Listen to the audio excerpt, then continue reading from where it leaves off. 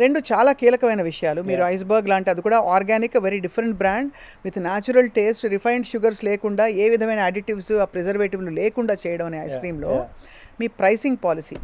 Obviously మీకు you know ₹40 దొరికే, ₹30 దొరికే పాలు మీరు ₹60 కొంటున్నప్పుడు మీకు కాస్ట్ షూట్.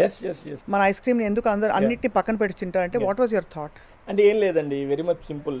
మీరు సారీ టు ఆస్క్, ఇప్పుడు మీరు ఫర్ ఎగ్జాంపుల్ మీరు ఒక 20-25 ఇయర్స్ నుంచి మీరు మీ జర్నలిజంలో ఉన్నారు.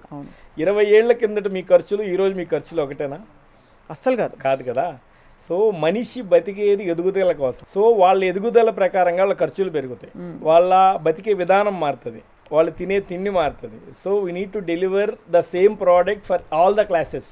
సో ఈరోజు ఒక 15,000 20,000 సంపాదించే ఒక పర్సన్కి మాత్రమే నేను సరిపోతానని నేను చెప్పలేను. వాడు వారానికి ఒకసారి ఐస్ క్రీమ్ తిన్నప్పుడు వారంలో ఒక రోజైనా ఇలాంటిది కావాలనుకుంటే yes I have the opportunity. అది లేదు the person who is into the IT background or some other person business చేసేవాడు, మంచి ఎర్నింగ్ చేసుకునేవాడు, నాకు మంచిదే కావాలని వీఆర్ ద ఆపర్చునిటీ.